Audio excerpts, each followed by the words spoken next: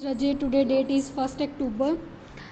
Business management का यानी कि BOMP BBA वास्ते तो BCom का मैनेजमेंट का आप नैक्सट चैप्टर स्टार्ट करन लगे हाँ, दैट इज़ प्लैनिंग। प्लैनिंग नूं नियोजन भी बोलते हैं, योजना बनाना भी कहते हैं। ਇਹਦਾ मीनिंग की हुंदा सिंपली पहला मैं तुहाडे नाल गल करदी हां मीनिंग दी कि प्लैनिंग की है रजे कि फ्यूचर दे विच तुसीं की करना चाहते हो ਉਹਨੂੰ ਜਦੋਂ ਤੁਸੀਂ ਐਡਵਾਂਸ 'ਚ ਸੋਚ ਲੈਂਦੇ ਹੋ ਉਹਨੂੰ ਪਲੈਨਿੰਗ ਦਾ ਨਾਮ ਦਿੱਤਾ ਜਾਂਦਾ ਗਾ। ਜੇ ਮੈਂ ਇੱਕ ਐਗਜ਼ਾਮਪਲ ਲਈ ਆ ਕਿ ਮੈਂ ਚਾਹੁੰਦੀ ਹਾਂ ਮੈਂ ਕੱਲ੍ਹ ਦਿੱਲੀ ਜਾਣਾ ਹੈ, ਇਹ ਆਉਣ ਵਾਲੇ ਕੱਲ੍ਹ 'ਚ ਟਮੋਰੋ ਕੱਲ੍ਹ ਦਿੱਲੀ ਜਾਣਾ ਹੈ ਤਾਂ ਮੈਂ ਪਹਿਲਾਂ ਹੀ ਡਿਸਾਈਡ ਕਰ ਲੈਂਦੀ ਹਾਂ ਮੈਂ ਦਿੱਲੀ ਜਾਣਾ ਹੈ ਤਾਂ ਬਾਏ ਬੱਸ ਜਾਣਾ ਜਾਂ ਬਾਏ ਟ੍ਰੇਨ ਜਾਣਾ ਹੈ, मैं पहले ही सोच के रख लिया तो वो मेरे वास्ते की होगी एक प्लैनिंग होगी। कहने का भाव की कि प्लैनिंग हमेशा फ्यूचर वास्ते की जाती है, पास्ट वास्ते आप कदे भी प्लैनिंग नहीं कर देंगे। ठीक है, हुण अज बिजनेस के अकॉर्डिंग प्लैनिंग की हुंदी है।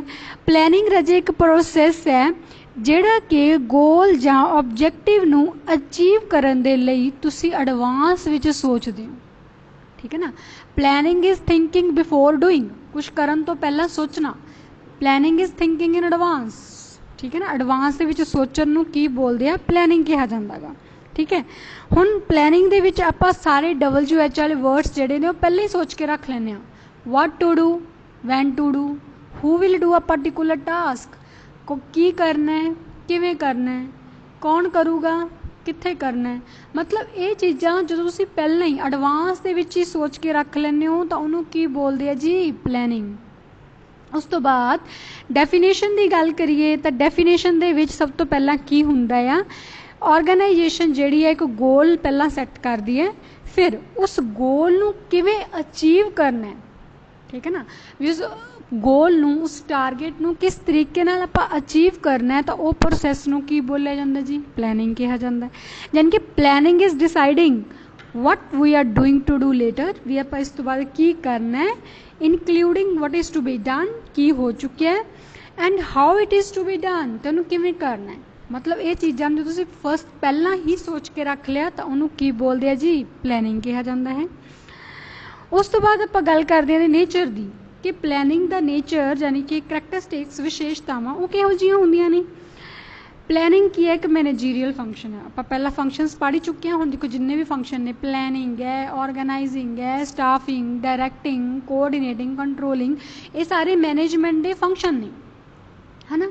तो प्लैनिंग भी की है एक मैनेजमेंट का फंक्शन है, it is a managerial function. First function primary function किहड़ा है जी, प्लैनिंग है, जिहदे विच आपां सारे WH वाले वर्ड सोचते हैं, की करना है, किवें करना है, की नहीं करना, कित्थे करना है, सारी चीज़ों पहले ही सोच लेंगे हैं।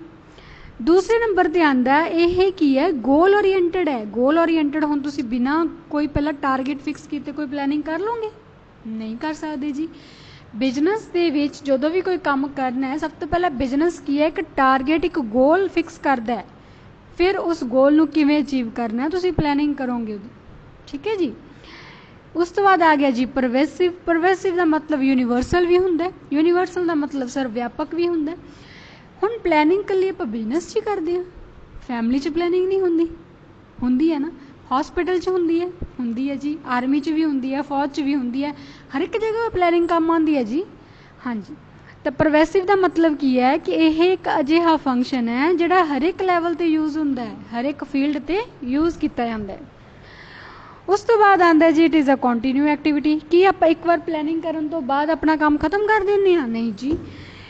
प्लैनिंग की है एक कॉन्टीन्यू एक्टिविटी है। कॉन्टीन्यू मतलब लगातार प्रोसैस चलता ही रहता है, चाहे तुसीं प्लैनिंग ऑर्गेनाइजिंग करो, स्टाफिंग करो, डायरैक्टिंग करो, पर नाल प्लैनिंग जिहड़ी है चलती रहती है।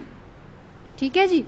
उस तो बाद आ गया इंटरैक्चुअल प्रोसैस। इंटरैक्चुअल प्रोसैस का मतलब की होंदा, जोड़ के रखता है। प्लैनिंग जिहड़ा बाकी जिन्ने भी फंक्शन ने, चाहे ऑर्गेनाइजिंग है, स्टाफिंग है, डायरैक्टिंग है, कंट्रोलिंग है, कोऑर्डिनेशन है, उहदे नाल इंटरैक्ट मतलब जोड़ के रखता है तुहानूं। नैक्सट आ गया फ्यूचरिस्टिक। यदा मतलब होंदा फ्यूचर नूं देख के, हुण तुहानूं पहलां भी गल कर चुकी हैं भी प्लैनिंग जिहड़ी आ वो फ्यूचर नाल रिलेटेड हुंदी है, पास्ट नाल रिलेटेड नहीं हुंदी। नैक्सट आ गया डिसीजन मेकिंग। प्लैनिंग दे नाल ही तुसीं डिसीजन लै सकदे हो, कोई फैसला जिहड़ा वो लै सकदे हो। ये तो हो गए अपने फीचर्स। उस तो बाद आंदा है जी अपने 6P of planning. Planning they 6P's किहड़े किहड़े ने।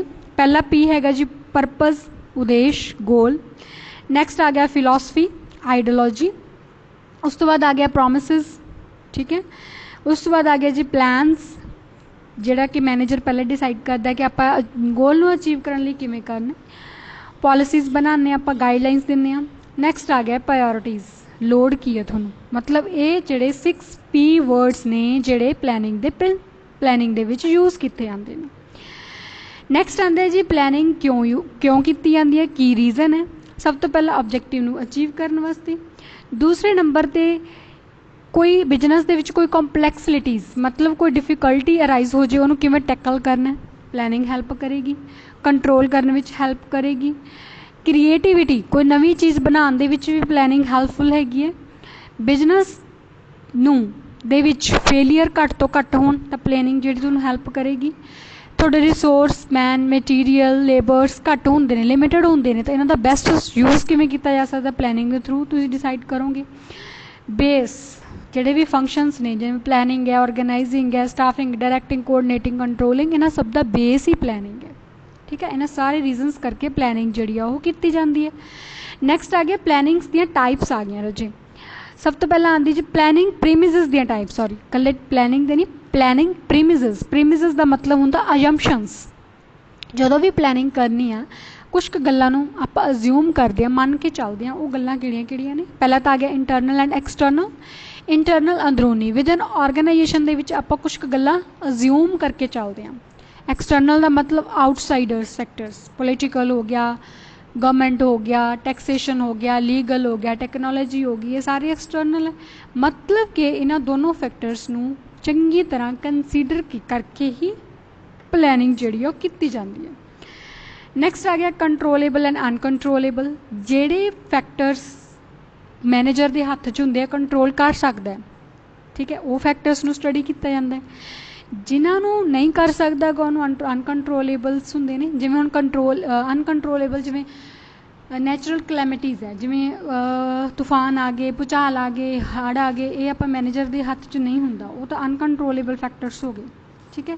कंट्रोलेबल मान लो किसी कोई साडे वर्कर सैटिस्फाइड नहीं है, उन्होंने डिमांड नहीं पूरी हो रही, मतलब उन्होंने इन्वायरमेंट अच्छा नहीं है, तो वो कंट्रोलेबल है, उन्होंने चंगी तरह स्टडी किया जाता है। नैक्सट टेंजिबल तो intangible premises. Tangible which can be seen and touch, like furniture, plant, है ना, जिन्होंने आप देख भी सकते हैं तो टच भी कर सकते हैं। इंटेंजिबल का मतलब होंगे जिन्होंने आप देख नहीं सकते, टच नहीं कर सकते, but gain profits like goodwill. उस बाद आ जाए जी कॉन्सटेंट एंड वेरीएबल प्रेमिसेस। यदा मतलब होंगे कॉन्सटेंट मतलब चाहे थोड़ी प्रोडक्शन चल रही है नहीं चल रही, पर तुहानूं फिर भी कुछ फैक्टर्स जिहड़े वेयर करने ही पैणगे।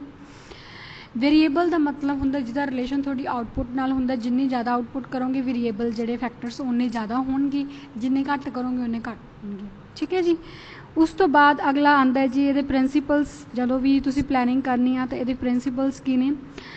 नैक्सट पहले फर्स्ट आंदा है जी principle of contribution to objective आएगा, ठीक है ना, कि प्लैनिंग आपां क्यों करते हैं, किसी भी ऑब्जेक्टिव नूं कवर अप करने लई, अचीव करने के लिए। दूसरा साउंड कंसिस्टेंस प्रीमिसिंग, जिहड़े भी आपां अजम्पशनस लैणियां ने वो साउंड होनी चाहिए ने, प्लस कंसिस्टेंट होनी चाहिए ने। नैक्सट आ गया कोआर्डिनेटिंग प्लैनिंग। प्लैनिंग थोड़ी कोआर्डिनेशन एक दूजे नूं जोड़ के रखने वाली होनी चाहिए, तोड़ के रखने वाली नहीं होनी चाहिए। नैक्सट आ गया कमिटमेंट। प्लैनिंग दे विच तुसीं कमिटमेंट करनी है कि मैं आने वाले समय विच की करना चाहना। नैक्सट आ गया टाइम। प्लैनिंग दे विच अपना टाइम मैंशन करो कि तुसीं प्लैनिंग जिहड़ी आ किन्ने टाइम लई कर रहे हो, ठीक है ना, थोड़ा टारगेट जिहड़ा किन्ने टाइम दे विच अचीव होना चाहिए उन्होंने डिटरमिन करो। फ्लैक्सीबल होना चाहिए थोड़ी प्लैनिंग जिहड़ी अकॉर्डिंग टू सिचुएशन चेंज हो सके। प्लैनिंग करते समय देखना है कि थोड़े फैक्टर्स किन्ने लिमिटेड ने, तुसीं उहदा बेस्ट यूज़ किवें करना है वो पहला प्लैनिंग च सोचना है। प्लैनिंग अजिही होनी चाहिए जिन्हों ईजिली सारी एक्सैप्ट कर सकन। उस तो बाद आंदा है जी एफिशिएंसी। प्लैनिंग थोड़ी एफिशिएंस होनी चाहिए है, बिल्कुल वधिया होनी चाहिए है। उस तो बाद आंदा नैविगेशनल चेंज। कोई चेंज आंदा है तो उन्होंने उस तरीके नाल चेंज करके प्लैनिंग नूं तैयार करो ताकि बाकी सारे उन्होंने ईजिली की कर सकन, अंडरस्टैंड कर सकन, ठीक है जी। ये तो होगी रजे टॉपिक जिहड़े अज मैं तुहानूं करवाने सीगे।